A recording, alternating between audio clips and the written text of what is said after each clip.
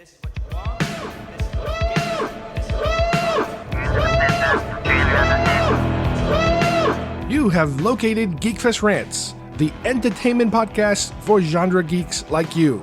Shall we play a game? Covering the world of vintage and current film and television since 2010. Game over, man. It's game over. Featuring in-depth conversations on sci-fi, horror, fantasy, comics, toys, and conventions. So say we all. And now sit back, relax, and enjoy today's show. I'm a Star Wars fan, man. I'm a Star Wars fan, man. Figures in my hand, man. Flicks to FX7. Online auctions I scan, man. I've got every man. Holden Greedo and Lando, Solar and Commando, 3PO, T-Bone, Nick Tool, Arrogant, Chief Trooper, Jawa, Emperor, Little Yoda, Boba, Fall-On, Stormtrooper, Bit Fortuna, Dengar, Royal Guard, and Akbar, Tusken Raider, Bespin Suit, Nexus, Luke, Snaggletooth, and Darth Vader. I'm a Star Wars fan, man. I'm a Star Wars fan, man. As fed as the Rocket Man, man. Original 12-pack hand, man. A cardboard cantina band, man. I've got every man. Collected Lobot, Bed Boss, Walrus, Darth Vader, Hammerhead, R2-D2, and Chewbacca, Bespin Han, Obi-Wan, Skywalker, Trooper Guard, Reese, and Lando's gift card. Death Star Droid, Power Droid, Pod Pilot, Vinyl Cape, IG-8888 for Luke's sake. I'm a Star Wars fan, man. I'm a Star Wars fan, man. Bob's where it all began, man. Nail away Anakin, man. Snaggle is a full-size man, man. I've got every man. All back in battle, Luke, Hot Luke, Zuckus, Little Rama, Pruny Face, Wicked Spade, the Yak Face, Emperor, Luma, Clap 2, Papa Lou, Weak Quick, Rank Command, Droid, No Hands, Big Head, Head, and Hot Flare, Cap Driver, TIE Flyer, Rebel, Such an Attic, Guys, I'm on a man, Royal Guard, Layer, in a Booster Sky. I'm a Star Wars fan, man. I'm a Star Wars fan, man. Mismatched cards and man. Luke, Ben, and Anakin, man. Telescope sabers in hand, man. I've got every man.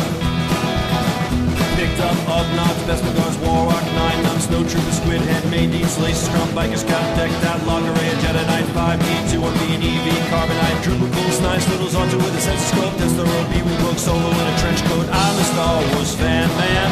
I'm a Star Wars fan, man. The Imperial Clan, man. Half a Trooper, hand, man. Luke and Ben with different hair, man. I've got every man. I'm a Star Wars fan.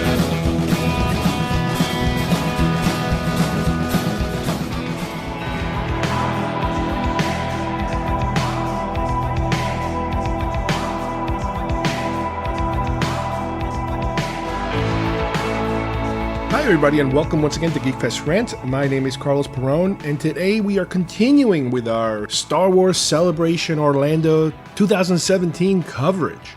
Last week we hit some of the main panels with my son Kyle. This week I'm doing solo the collector panels. I concentrated mainly on most of the collecting panels having to do with toys and merchandise and displays and all kinds of weird things related to collectibles. I'm going to tell you a little bit about these different panels that I went to. And on our toy segment, we are going to continue with the Star Wars theme and look at some of our original concept toys. Toys that were sold under the Kenner Hasbro banner that were directly marketed as something that was based on a concept design. It's the beginning of the McQuarries, if you will, the Joe Johnstons, that later on were even more popular and continue to be every now and then. But this was the first time that they kind of tippy-toed into that arena. Then, as we, once again, cannot seem to get away from Star Wars this time, we are going to look at Meco.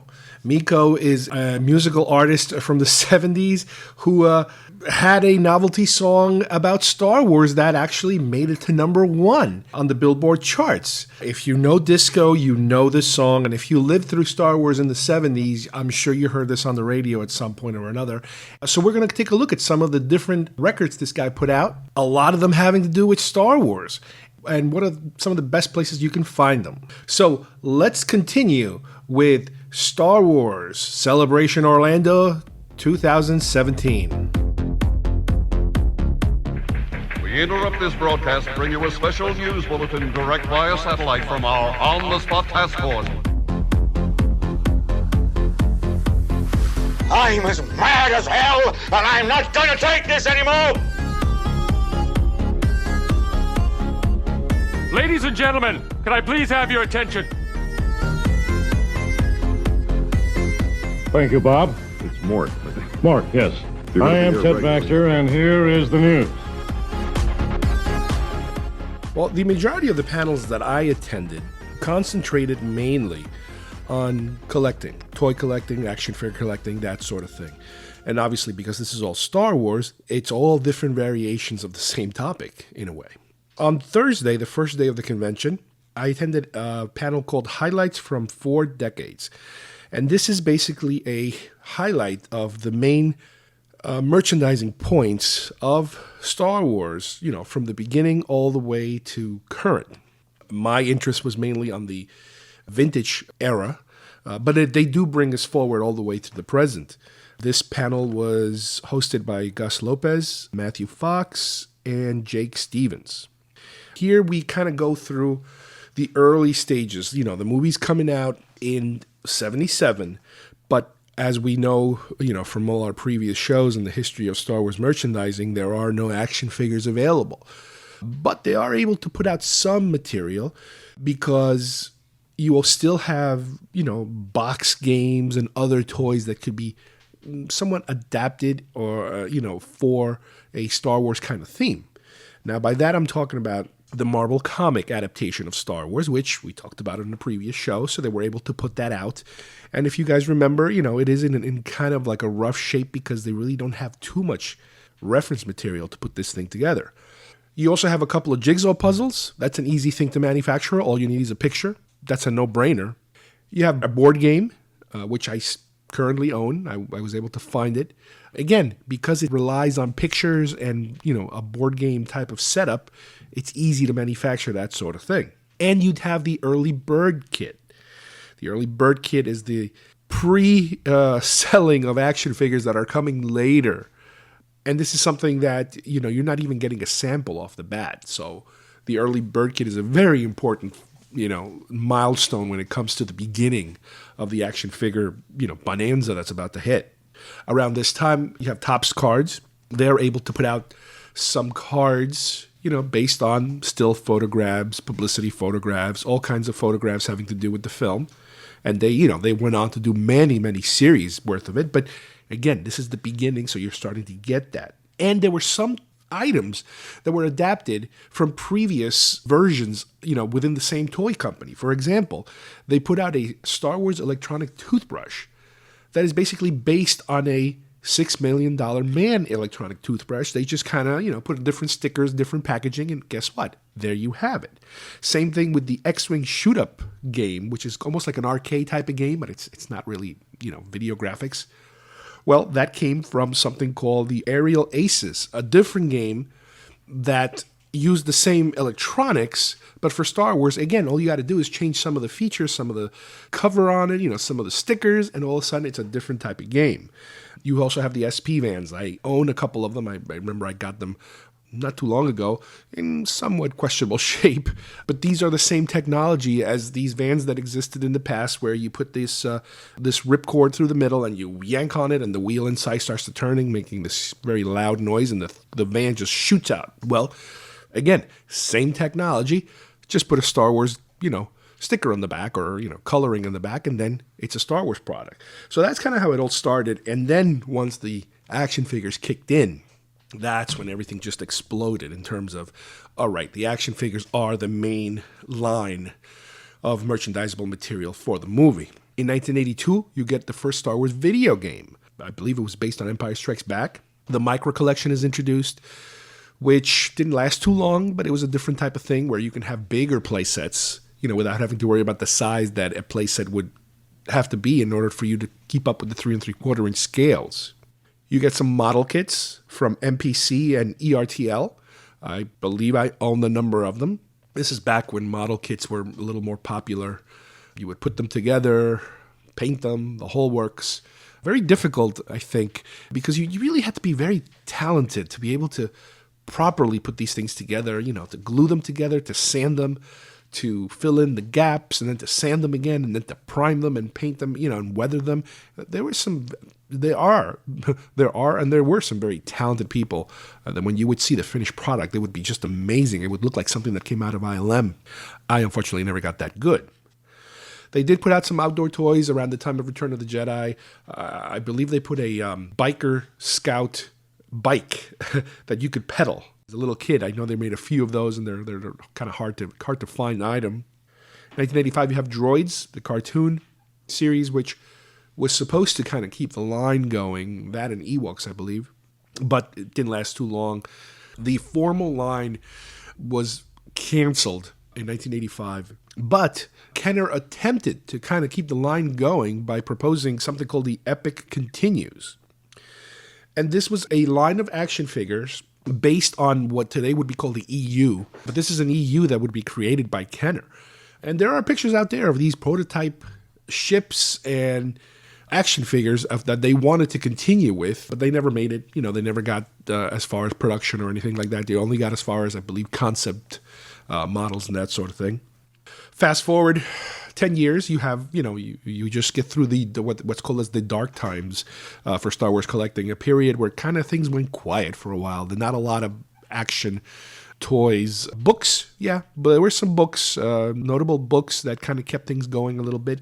But then around 1995, Kenner started to kind of test the waters and put out new action figures, and they called it Power of the Force 2. Now, keep in mind, the last wave was the Power of the Force wave. This is kind of the continuation of that wave.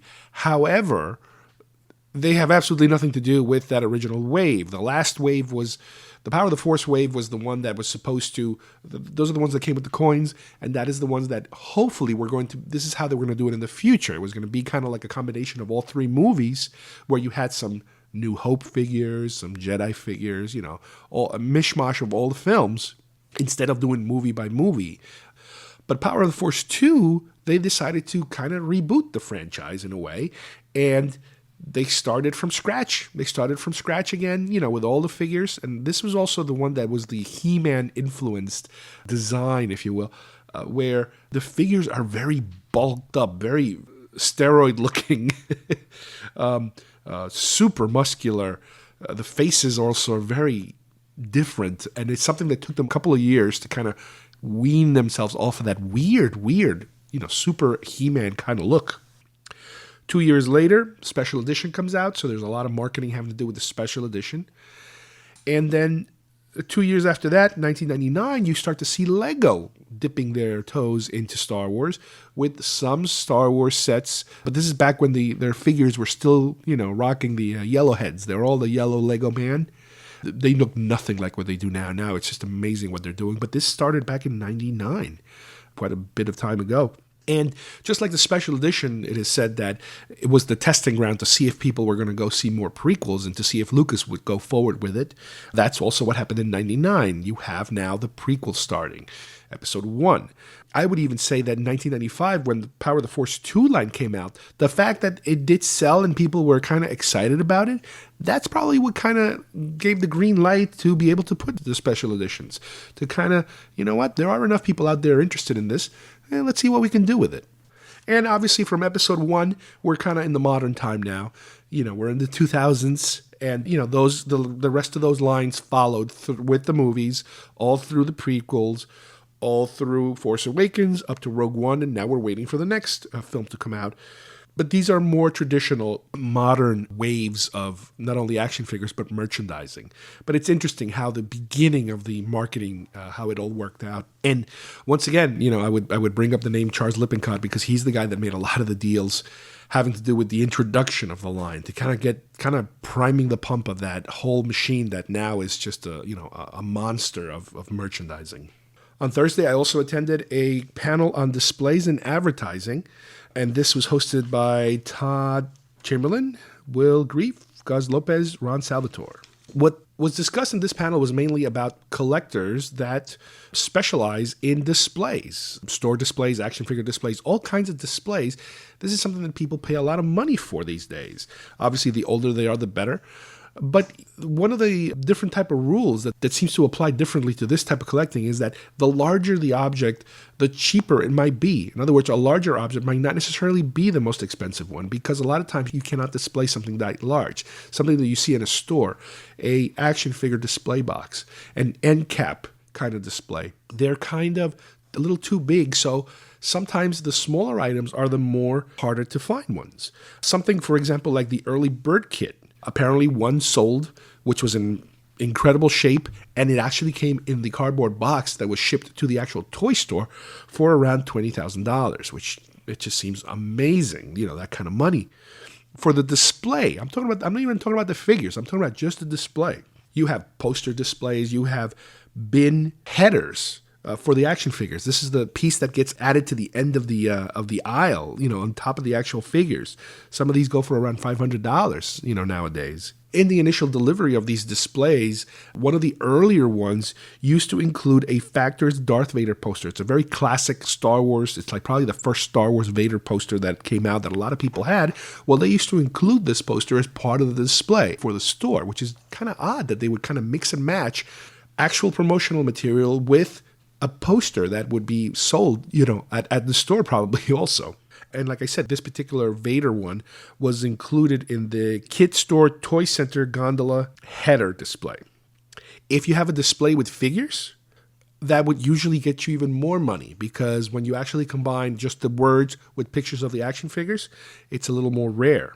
Another one that's a little hard to find is a Return of the Jedi gondola bell that's sold for about $1,500. Again, these are the ones that hang from the, sometimes they hang from the ceiling, or sometimes they prop them to the end of the end caps and that sort of thing. And some people also collect what's called the shelf talkers.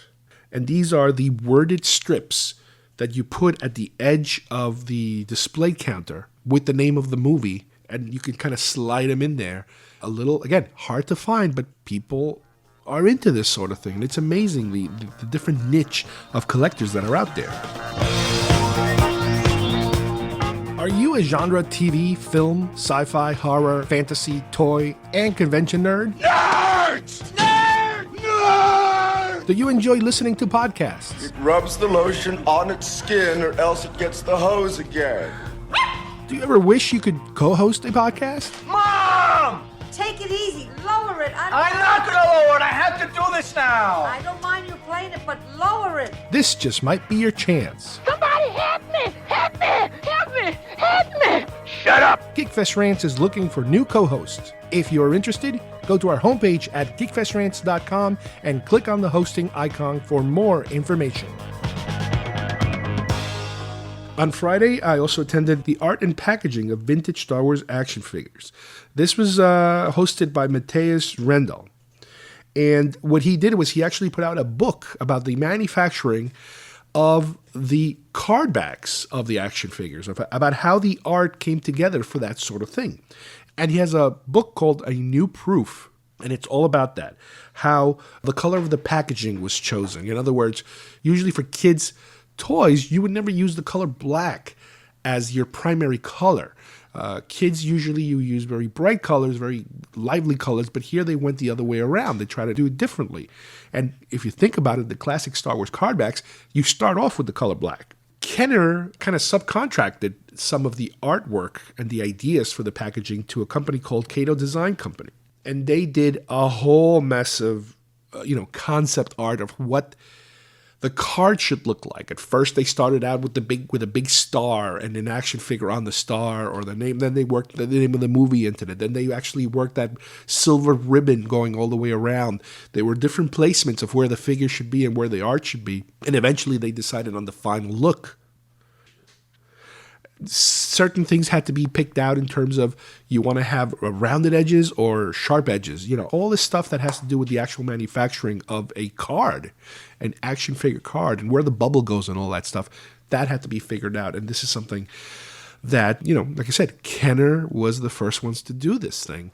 And nowadays, if you find those card backs in mint condition, they're worth a bundle. Now, on Friday, I also attended a custom figures design class. And this was being held at the Diorama Workshop, which they usually have every convention. Normally, you're there working on a large diorama that gets put together throughout the weekend. But what they were also doing is having these little side classes where you would go and buy a couple of figures, bring them with you, whether vintage or old or new or whatever, and they would give you a basic class on how to customize figures. And this is something I'm very interested in because I've been doing some of this on my own, primarily from, looking on the internet and that sort of thing.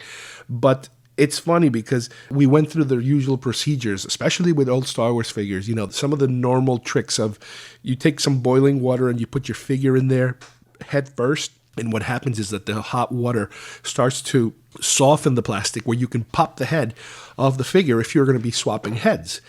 So that's one of the little tricks. And apparently you can do the same thing with a hairdryer. The hot air from a hairdryer, it's sometimes enough heat to be able to soften the plastic, to be able to pop them without having to crack them open. They showed us about the different types of acrylic paints that you can use for action figures, because the action figures themselves, the plastic they are, only certain paints will adhere to it. And in this case, you're dealing with acrylic enamels. And, about the fact that you do have flats, semi-gloss, and gloss. And when it comes to Star Wars figures, sometimes you need to do a combination of all those, because there's certain parts of the figure that are very glossy and certain parts that are not as glossy. So it kind of gives you a range of where to kind of be able to mess around with certain things. And then we went into washing and dry brushing for weathering techniques.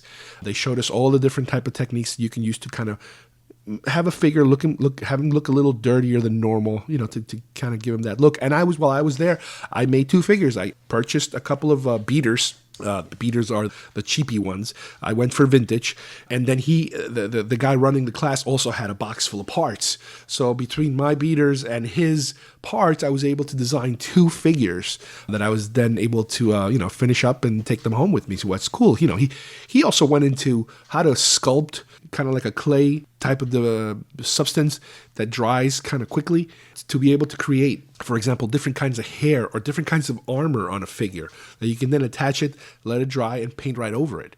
Really cool stuff. And, that's something I haven't tried yet, and I can't wait to give it a try. On Saturday, I also attended a panel called Cantina Archaeology. Say that 3 times fast.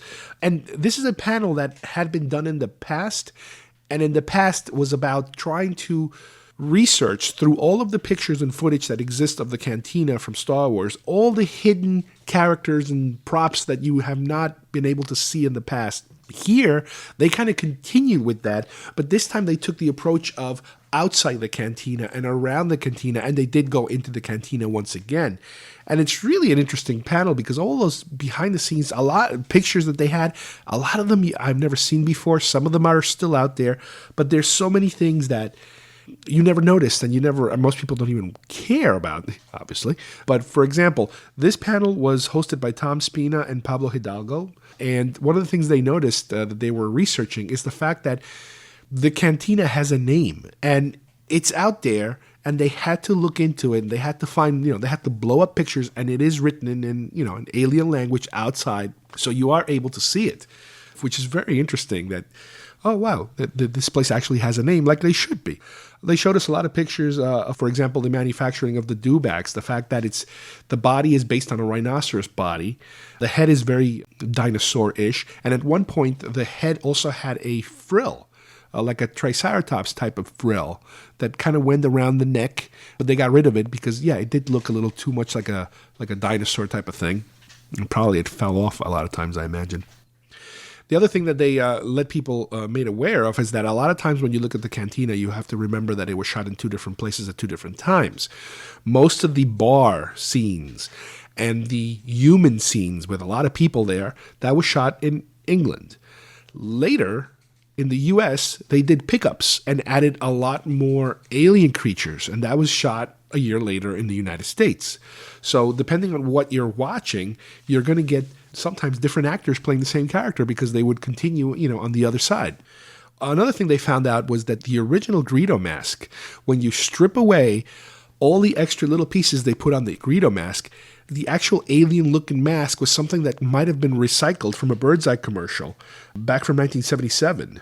Which, if you look at it long enough, you kind of can see, Greedo's face in there. It's really interesting. Saturday, I also went to another panel called Collector's Journey, and this was mainly about Gus Lopez and the way that he has approached collecting through his life in terms of, how to be able to find these things, how to find a certain niche, how to network with people, and how to use social media in order to be able to connect with a lot of these people that are into your hobby, especially when it's a very rare focus collection that you're after.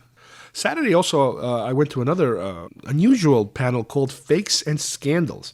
And this has mainly to do with not the typical, one-off sale that might be a fake. You might be dealing with a fake. And this isn't even about bootlegs either. These are not bootlegs. Bootlegs are different. This is people that are claiming to be selling something and they're somewhat successful at it, and you never realize that they're not. This was hosted by Ross Cuddy, James Gallo, Isaac Liu, Gus Lopez, and Mark Salati. The first one they covered is called the Brenheck Affair. This was back in 1996, and this is a guy that was advertising vintage figures, but the way that he was phrasing certain things, when you got your figures, you ended up getting modern figures, and it was just quite a bit of hard work that this guy went through in order to be able to scam these people out of stuff. I believe he probably scammed about 20 to 30 people, losing about $5,000 in the process. So, $5,000 might not be a lot of money, but for a lot of action figures, it is. Then you have the Blue Harvest scandal, if you will. And this was an even weirder one because this is a guy who used to work for Kenner, who claimed to be selling hard copies. Now, the hard copies are these molded representations of the figures before they actually, get turned into figures and are painted and that sort of thing. They kind of look like prototypes a little bit. They're unpainted and that sort of thing. The problem was that he was using original molds that he got his hands on because he used to be an ex-employee. So what he was actually doing was he was molding old figures on old molds, but he was doing it in the present. And that is a really weird case because obviously people got ripped off because they were not getting vintage molded figures. And because they were manufactured out of an original mold, some people still kind of collect those. They're still interested. There's still a market for that sort of thing. The problem is when you advertise them as completely vintage, something that was molded in 1977, for example, but in reality it was molded, in 1991, for example, let's say. That's when the problem comes up. Similar situation, they have something called the Green Harvest scandal, and this was a different one because this one, they were actually selling full-blown fakes as opposed to the previous one where they were using molds that were original. This person was basically casting his own stuff and selling it as vintage. Again, complete rip-off artist. They were in business for about 3 years, from 2007 to 2010, and they apparently sold close to $200,000 worth of these to 20 different collectors. And the colors, they finally realized the colors were a little off, things didn't look right, and that's what you ended up with. Then one of the most famous ones is the Toy Tony scandal. This went on from 1991 to 2014 in the UK. This is a guy who was selling what claimed to be carded vintage figures from Palitoy, the UK company that was in charge of the license back then. It is estimated that around $100,000 probably was lost to this person. Thousands of collectors were, affected by it. The way that he did it was he got his hands on some unused original card backs. And what he did was he bought loose figures and reattached them to the card backs. The weird thing was that this lasted many years to the point where AFA started grading some of his figures, and they didn't realize they were fakes. And now AFA is the company that some people used in order to grade your figures, to figure out how much they're worth and give it a grading. Then UKG, the UK's version of AFA, also graded them as early as 2008. So AFA graded them for 8 years, and then in 2008, this UK company graded them. And finally, in 2013, the guy got caught. People started noticing some of the mistakes, including iron marks on the bubble. This is how he was apparently attaching the glue, so you can glue the bubble to the card. Eventually, this kind of was stopped because they realized that the guy had sold so many fakes, and nobody realized it until way, way later. There was also another run of this type of thing going on with the Return of the Jedi coins. There are people that collect those coins. There was a guy in the early 2000s who was pressing his own coins. They were a little thicker, they were a little thinner, they were a little rougher, a little shinier. They weren't just right. And then he started selling the the dies and hobs, the actual mechanism that presses those coins.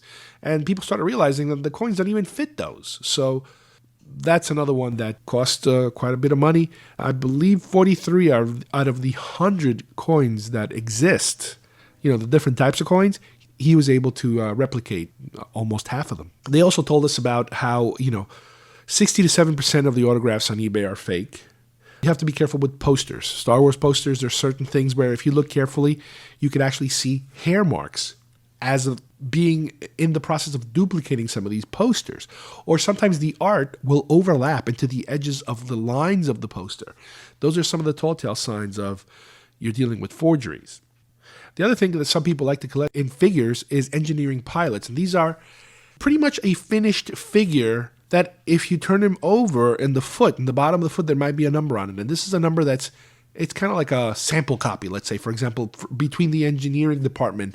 So they're showing that, okay, this is number 43, here you go.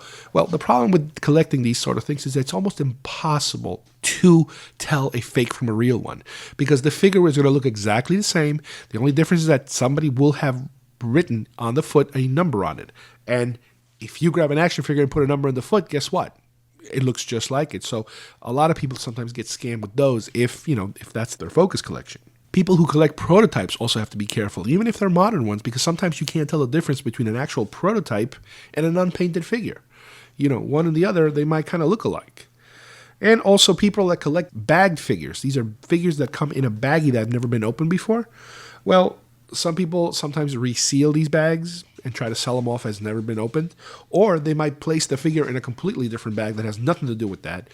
And, they get caught in that kind of scam. So this was an interesting panel. They gave us a lot of tips on what to look out for. And it's just incredible, the ingenuity of some people, just to try to scam someone else. It goes, it's not only in Star Wars. If basically somebody asked that question and said, is this something that just happens? No, this happens everywhere. As long as you can make a buck, somebody will try to forge something, whether it's a painting, a book, a toy, a collectible, anything. It could happen anywhere. Up next on Sunday, I went to a Collecting World Toy Factories panel, and this was hosted by Luis Galvez and Chris Gregulius. And this was basically a tour, more or less, of the different factories in the world. And they tried to focus mainly on some of the Palitoy and Lililetti companies, Palitoy being UK, Lililetti being Mexico, and how at first they explained to us how most of the materials were coming from China and Hong Kong. That's where they're actually manufacturing the pieces of the toys. And then they would bring them over to the States, for example, for assembling. Well, after a while, in order, I guess, to make the process go faster, they started assembling everything overseas. So between the manufacturing and the overseas assembling, that's when you start noticing variations. Some places might use different colors, different shades, different quality control issues. So you do end up with different color stuff every now and then for, stuff coming from other countries. And finally, on Sunday, the last panel I attended was a panel about collecting in Argentina. And I never knew that Argentina actually had Star Wars figures. And the panel was hosted by Diego Gomez, Gabriel Campos, and Daniel Segovia. These guys had put together a book about collecting in Argentina. And what's interesting about Argentina is that, like some other countries, they didn't have Star Wars figures. At first, when the movies came out, people would bring them in. People would purchase them and bring them in and resell them in. But there was no actual importing of the figures. There was no real direct outlet of being able to buy these figures. So for a very long time, they were just doing the same thing that most other countries did, and that is just bring them in as gifts, and that sort of thing. However, for some bizarre reason, a company called Top Toys got the rights to manufacture these things. But it didn't happen until around Return of the Jedi, and they were only able to put out 7 figures, which are a little weird looking. The quality control is really shoddy. There's no pegs on the feet. They're a different height, and there's no country of origin on the leg. So this is apparently a very niche market of action figure collecting because they almost look like bootlegs. They almost look like unofficial bootleg copies, similar to the Turkish Uzes and the Polish figures and stuff like that. But this isn't it. This is an actual licensed thing. And the fact that they only made 7, it almost sounds like it was a mistake that they allowed this license to go through. This was also around the time, I believe, where the license was ending. This is the early 80s leading to the mid 80s where everything stopped. But it was a really interesting panel because they also showed us pictures of all these other products that are exclusive to Argentina. But most of them have to do with using art on existing material, such as whether it's a food item or some kind of paper item, stuff like that. How many times they don't have all the material they need and they have to use these pre-selected things. And most of us, like I said, had never seen this stuff. Again, I didn't even know about it.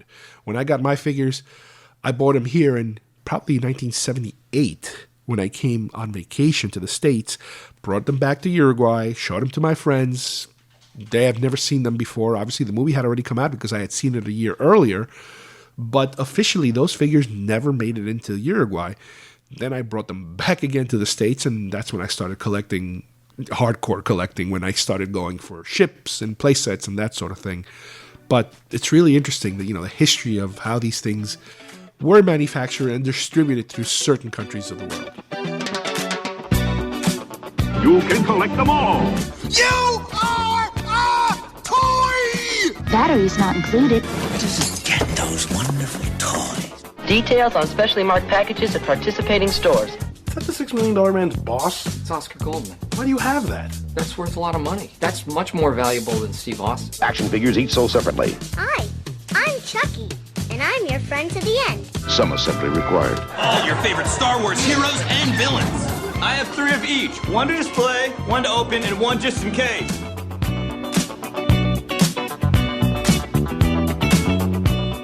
For today's toy segment of the show, I'm going to go back a little bit and talk about one of my specific focus collections when it comes to Star Wars toys. And by this, I'm talking about concept-related collectibles. Now, the McQuarrie line, if you will, or even the Joe Johnston line, because they have manufactured certain things that are based on some of these original concept artists' material in many shapes and forms. I'm not only talking about action figures, I'm talking about statues and all kinds of other merchandise. In the previous episode, I mentioned the McQuarrie Gentle Giant statue that I had on the half bust. But primarily at first, when it came to concept-y, kind of stuff, other than the portfolios they initially put out with the movies, which are absolutely gorgeous portfolios that they did for Star Wars Empire and Jedi, which we will talk about in a future episode. You could find some concept material when it comes to the art of books that they put out initially for the first 3 films. They each had their own, and those are almost like the Bible for Star Wars in terms of where you get to see the development of all of these characters and how they all started out by different artists basically brainstorming. Well, eventually, the idea of tapping into concept material in order to create, let's say, action figures or ships finally happened in the late 90s. As you guys probably know, we talked about it in the past, and even in today's episode, we talk about the history of the toys as part of the celebration panels that I attended. Once Star Wars went into the dark period of collecting, mid-80s to, let's say, mid-90s, even as they started to ramp up again under the Kenner banner, where Kenner started producing figures again.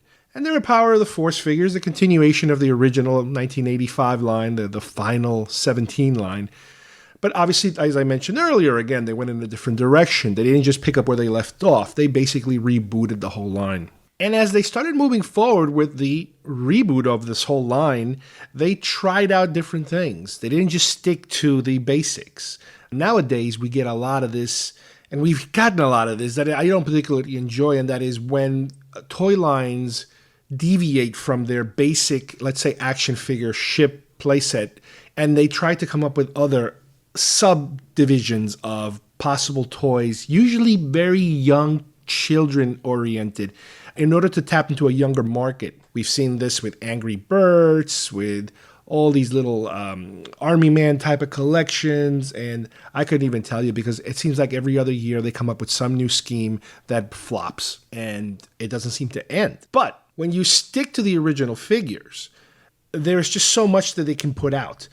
Now, even though they rebooted the line and they were able to create, they were able to tap into not only all of the original figures, and there were quite a number of original figures that they were able to tap into, they also started creating new figures that we always wish they would have. And that's where we get your Tarkins and your Porkins, all those extra characters, extra Cantina creatures, all these extra rebels, generals, and, all this that we never had access to before in the original Kenner line. With the new Kenner line that eventually became Hasbro, they when they rebranded it as Hasbro, when Hasbro brought them out, they did also get to certain periods where they wanted to kind of explore other areas because they just didn't want to completely, I guess, go crazy and give people everything they wanted fast. They wanted to kind of pace themselves because obviously toy companies are looking at this as almost a lifetime possibility when it comes to being able to sell toys, a specific line. So they had, I remember, a Shadow of the Empire line around that time, in the 90s, where they tried to create their own expanded universe type of scenario, based on EU material. And that came with its own toys, with its own figures. Some of it you could kind of say might have came from somewhat of a concept-y world. It's no mystery that, when artists are looking for inspiration, you go to concept material associated with that particular franchise because it's easy to see the references and how the progression of certain technology takes place. However, for Star Wars, if you want to call it an original, real tapping into concept material in order to create a new line, there's a 3-figure/ship line that came out in, I think it was 98. It was labeled under the Star Wars Expanded Universe brand. But what made it special was the fact that it was also had a little side label that said that it comes from the art of some of these films, and they end up giving you 3. We have a speeder bike, something called an air speeder, and a cloud car. Now, obviously, the speeder bike is the speeder bike from Return of the Jedi. The air speeder is the snow speeder from The Empire Strikes Back, and the cloud car is the twin pod car, also from The Empire Strikes Back. Now, what they did with these particular sets is that they combined a figure and a ship. The ship comes from original designs, and what's really cool about it that I absolutely love, and that's what makes it, for me, a very good connection for when it comes to concept collecting, is that they include the art picture of what they're referencing in the toy. For the speeder bike, they have a picture of a speeder bike, not the final speeder bike we end up seeing. This is a concept one, and I believe it was a Joe Johnston one. If you look at the art of Return of the Jedi, you will find this picture and many others, but for this particular toy, they decided to concentrate on that one. What's interesting about the toy is that while they managed to recreate the concept drawing in a toy manner where you can actually put an action figure in it, they then take the liberty of expanding on it and creating features that are not necessarily part of the concept drawing. For the speeder bike, for example, you have these rockets that come out of the bottom, which I guess, the speeder bike does have a, laser turret that comes out of the bottom. In the back, you also get to see a slightly bigger picture of the art, and it shows you the different features that the ship has. The speeder bike, for example, like I mentioned, it has that bottom missile that comes out, but it also has these kind of like these outriggers that flip forward in battle mode, I guess, to kind of simulate a faster speed or something like that. It's an extra feature. Again, you never saw that with the art, but this is where they take a little bit of a creative license to it. The ship, as I mentioned, also comes with a figure. Now, the figure is another example where the sculptors, the people at Kenner at the time, were able to get very creative, and that is, they didn't necessarily take the art of the writer from the concept art. They were allowed to be a little more creative with that. So when you look at the actual figure, you notice that it's going to look a little bit different. Not much, but just a little bit different. The ship is the one that they're really going after. The second one on the line is the air speeder, as I mentioned before. This is from The Empire Strikes Back. In the front, you have your little art depicting the concept drawing. It's kind of depicted from the rear, so you can see it kind of moving forward. But it's more noticeable when you look at the original McQuarrie paintings, the official paintings for The Empire Strikes Back, when you see the snow speeder kind of hovering by the side of an AT-AT that's about to kind of crash. That's exactly what it looks like. It's a completely different design. It's a little smaller than the final concept. It is a much cozier ship. It's a very tiny little one-man ship as opposed to the two-man that they ended up with. They definitely made it a lot bigger for the film. Now, when you flip the package over, as far as the features go, they do have a traditional kind of torpedo that kind of comes out of the wings. You know, when the wings in this particular one kind of raise up and you can launch these things. Obviously, with these toys, and I guess for children, they like the interactivity of a projectile that can kind of flow out of the actual ship, that you can actually see it come out and hit something. It's oversized as usual, and I'm sure they have to take a lot of safety precautions in the process too. They don't stay with the usual armaments that you end up with a lot of these movie accurate ships in terms of just laser bolts. It's very difficult, I guess, to depict a laser bolt coming out of a ship.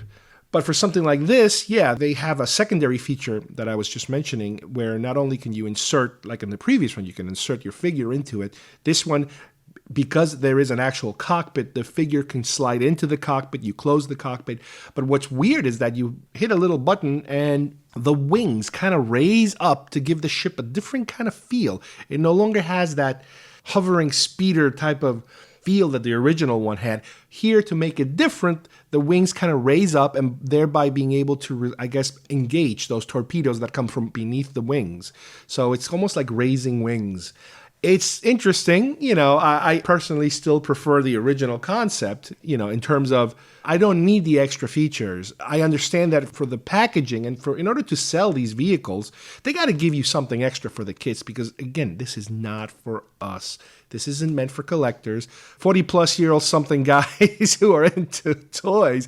This is meant for children who like to rip the box apart into shreds and beat the crap out of their toys until there's probably not much of it left. So they have to give them, you know, playability features, extra features that kids are more attracted to. Because I keep these in the box, you know, if I were to ever open them and display them, I would display them in the closed feature because I like them to resemble as much as possible what the original art was like.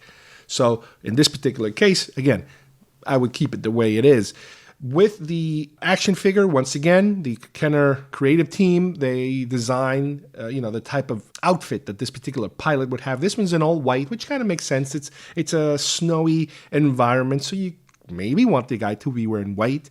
It is different than anything else. It is still within the old, not as bad as the beginning, but they still do have those kind of bulked up bodies a little bit. They still kind of have that slightly He-Man-ish look to them. Not as bad as when they started. When they started, they were completely out of control. But this one is definitely got a little bit of that. In the rear, once again, you also have a bigger picture of the Macquarie design, which is absolutely fabulous. And again, another great toy when it comes to concept-related action figure and ships. The final one I want to talk about is the Cloud Car. Once again, this one's based on The Empire Strikes Back, the art from Ralph McQuarrie. You have a picture up front of a profile of a Cloud Car. What's interesting is that whether it's because it's an early concept or because the picture they used only shows you the profile, you only see one car. Now, granted, we know that later it became the twin pod car, and they obviously designed it appropriately to reflect that sort of thing. But here they went with just a single car concept. Now, what's interesting about this car is that, once again, because of the playability factor, what they chose to do was to give it extra features. You got to have some kind of projectile coming out of it. In the movie, again, we're only dealing with laser beams. You barely see it because the Cloud Car appears so briefly in the movie. But here, the Cloud Car has less of that bubbly kind of round edges that the final design ended up with. Here, it almost looks like an iron. Like if you're ironing, it looks like a flying iron. And when you hit certain buttons, part of the front opens up to reveal, I guess, it's the projectiles. The ship also seems to have these little side wings that kind of, I guess, help it stabilize it. And this is something that was completely gone by the time they went with the final concept. The ship is also, I think, a little more in the red shade than it is so much in the orange shade as far as the original one goes. And the ship also comes with its own figure like the previous two. And this particular one, again, they weren't very creative with it. He's kind of like it looks like a military officer type, a very tight kind of uniform, greenish tint. It almost looks a little imperial in a way. Some of the decorations they have on the outfit and the little cap that the person's wearing, that the pilot is wearing. Sometimes you can find these figures loose on eBay. I've found a number of them in that manner, and they are really cool because they're so different, and they obviously are not canon in terms of them, but because they were manufactured by Kenner, later Hasbro, they kind of fit with everything that you have there. So this is a great way of being able to start, or even just if you're into trying to figure out what concept toys exist out there, before you had the traditional amazing McQuarrie line of action figures that they came out a number of years ago, where they just took the art, exactly the way that they were drawn, and they came out with that entire line of McQuarrie figures. Well, here's a way of starting to go backwards and dig through other times where they attempted to do official concept toys. There are some more that we'll talk about in the future, because every now and then they did try different shots at it, but because these are Power of the Force, not a lot of people are interested in this sort of thing. You could probably get them at a pretty decent price on eBay, in pretty good shape, and in the box. I mean, I'm sure you can even find them loose, but as far as I'm concerned, this is a great start for your concept collection. Let's take a quick break now and listen to a little spot from our friends at IC Robots. If you're into anything having to do with retro, vintage toys and 80s shows and all kinds of 80s and 70s vintage retro kind of games, television, movies, all of that geek culture that we love here at Geekfest Rants, take a look when you visit their site. They have a podcast called The Toys R Us Report, and we strongly recommend it. So have a listen. Tune in to the Toys R Us Report for your weekly dose of pop culture talk that's out of this world. Movies, TV, toys, comics and more every Wednesday on the IC Robots radio network at icrobots.com. What are you waiting for? It's time to get down or come up. All right, we're back. Thank you guys from IC Robots, and let's continue with our show. Well, while we're still on this Star Wars kick, obviously from our celebration excitement that we recently had a few weeks ago, the last item I'd like to look at today is a classic Star Wars piece of music. And no, I'm not talking about John Williams or any of the newer Michael Giacchino or any of the latest things that you're kind of used to when it comes to Star Wars music. What I'm talking about is Meco, the 70s disco hit from his album Star Wars and Other Galactic Funk. Now, this is something that falls under the category, I guess you can call it novelty music. Music that is really not exactly what you would consider to be long-lasting and with a very long shelf life.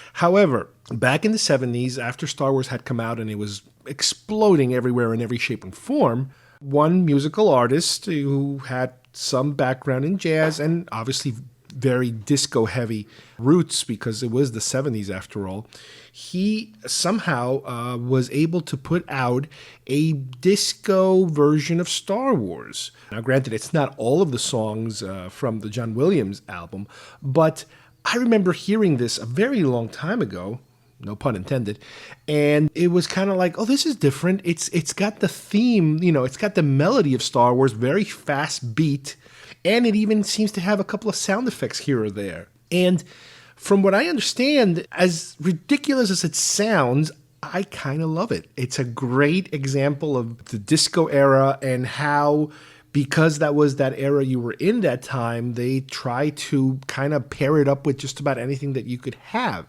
And this particular artist was apparently a big fan of Star Wars and loved the movie immensely when it first came out and decided to do his own little version of it. And it actually got some traction. From what I understand, it ended up number one on Billboard's music charts for, I think, 2 weeks. It stayed up there in, I think, October of 77, months after the movie had come out. And remember, this is a period where, that I mentioned a number of times before, the merchandising of the film hasn't really gone full throttle. People are being promised action figures. Very minimal publicity is out there as far as merchandising goes out, just your basic stuff. The album, especially that song, the Cantina song, the Star Wars Cantina song that they were playing in the radio, was actually nominated for a Grammy, and actually, I believe it actually competed against the real John Williams, which obviously they lost to John Williams, rightly so, but it is just a fun track to listen to. This particular artist was able to, through his music connections, through different companies that he worked with, he was able to find a company that was willing to do it, to actually put up the money to record this disco version of Star Wars.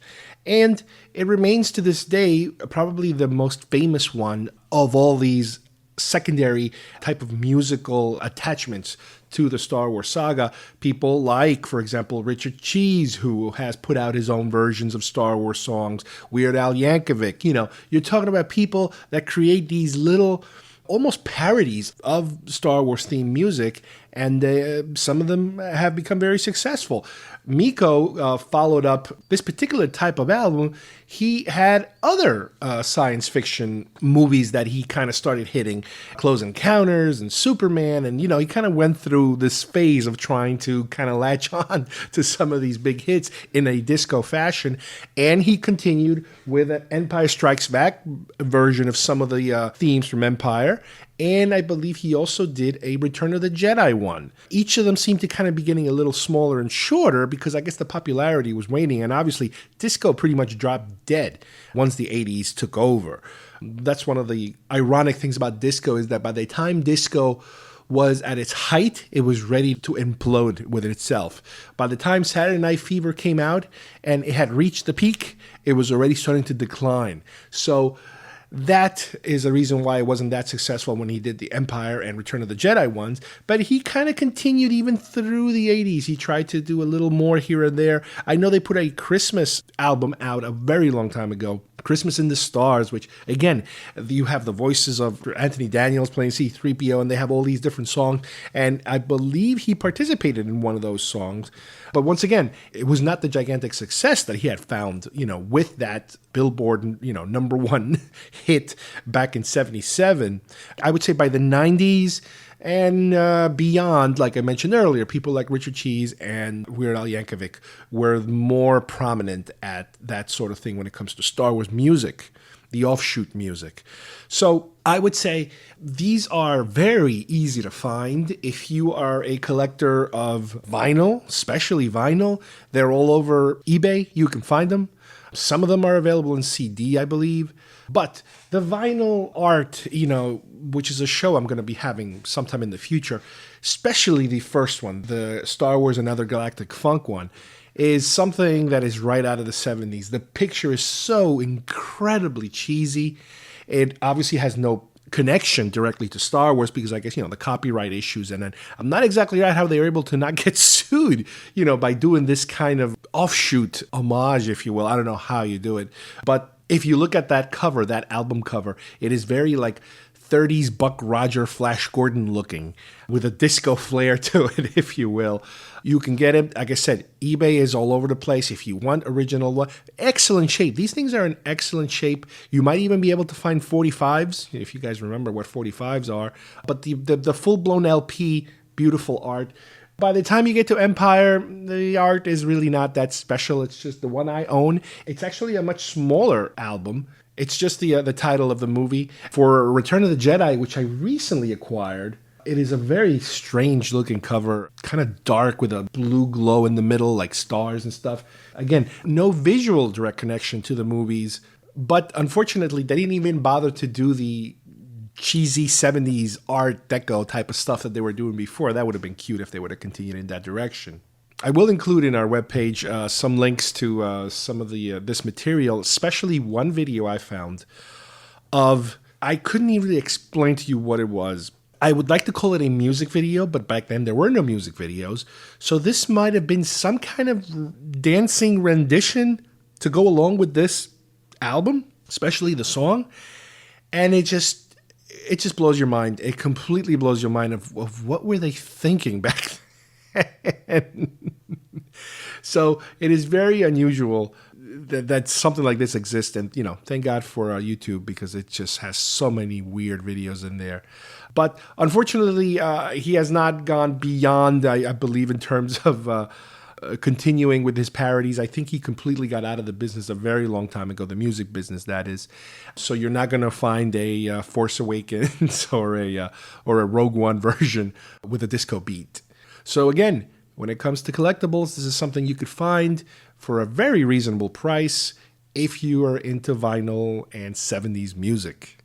Even though it is not an official Star Wars item, it is not licensed by Lucasfilm or anything like that, it is so of the time that I put it there with the rest of my collection of Star Wars related items. It is just so Star Wars-y and so 70s, and it's perfect for the era. Well, this brings us to the end of today's show. I'd like to thank you guys, as usual, for joining me. I had a very fun time, as you can probably tell, going to Celebration. Cannot wait for the next one, even though it's going to be 2 years away, and at this point, we don't know where it's going to be. Hopefully, if it's near here in the Orlando area, I'll be able to go to it again. If not, I'll have to live vicariously through YouTube. As I mentioned last time, a lot of the panels, a lot of them, and exclusive content, it's all on YouTube. I think through Verizon, they once again teamed up, and like they've done on a couple of years before, you can watch a lot of this programming. Approximately 4 days worth, anywhere from 5 to 7 hours a piece, I believe. So a lot of that stuff I'm still in the process of going because I wasn't able to see some of those big gigantic panels. So it's kind of good because when you attend, like I did, all the smaller panels and you miss the bigger panels, you can kind of make up for it on the internet. You can't do it the other way around because it's only the big panels that they actually put up there, unless people, shoot them and record them themselves and put them up. But this time, that's how I did it. But obviously, the main reason was because it was so difficult, nearly impossible to get into those bigger panels. So, as I mentioned before, thank you guys for listening. See you here next time at Geekfest Rants. Bye-bye, everybody.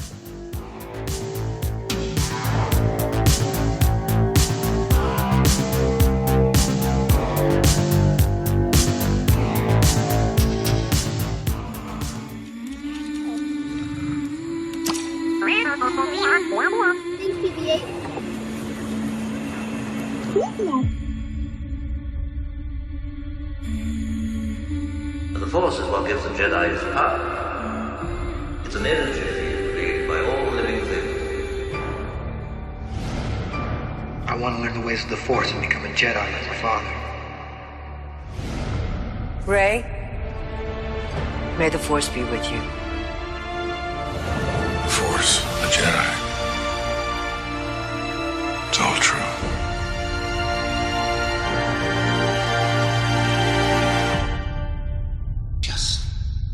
Breathe. Welcome to Star Wars Celebration in Orlando. I'm so excited. It's going to be amazing. I've been waiting for Celebration all year long. I'm just a ball of excited, nervous energy. This year marks the 40th anniversary of Star Wars. 40 years. The Force is strong in my family. Please welcome George Lucas.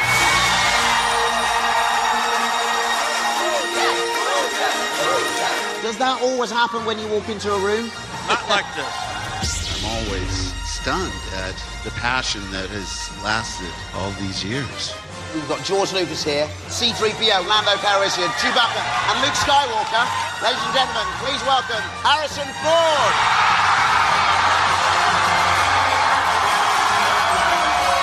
It doesn't get much more epic than this. The greatest composer, conductor in the universe, John Williams.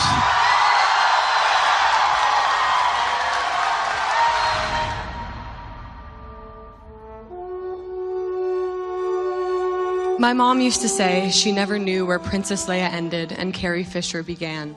She was that character. Very strong, very smart, and very funny. She will be remembered forever.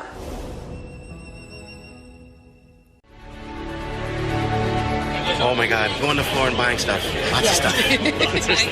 Star Wars got me through like the last 2 years of my life. Like it's such a huge part of who I am.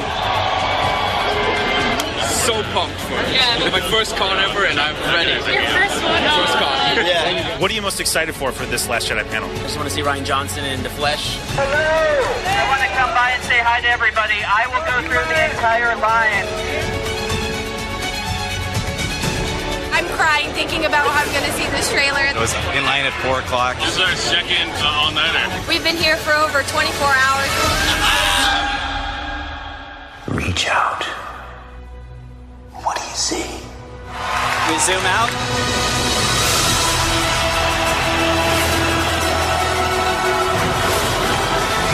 Well, it's good to be back, eh? BB-8, ladies and gentlemen! You are now a part of the Star Wars universe. Ryan, do you have anything for the fans? Of course there's a trailer! What are you talking about? Of course! It's time for the Jedi to end. I can't believe what I just saw. It was the best thing ever. I gotta go watch this trailer like 300 times and then watch it again another 300 times. I can never get over the fans. They're more supportive than my actual family. Because there's nobody like Star Wars fans in the world. Thank you very much. Thank you very much. My heart is pounding. Thank you so much. We had the best time, so I'm very happy to be part of it. John Williams. That was Total surprise. It was wonderful. I cried the whole time. Oh, this is crazy. There's always a new adventure for us to go on. It gets bigger and better every year.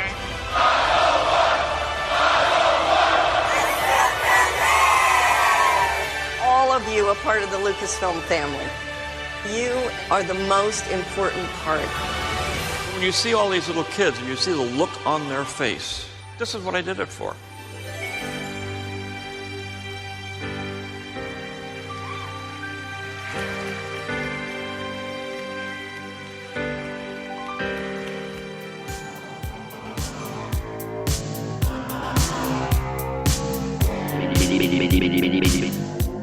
If you would like to subscribe to our show, send us messages, or see video links to some of the topics we talked about today, please visit our homepage at geekfestrants.com or our YouTube channel, Facebook page, or iTunes at Geekfest Rants. I don't know what we're yelling about! Geekfest Rants is produced by Carlos Perone, copyright 2017.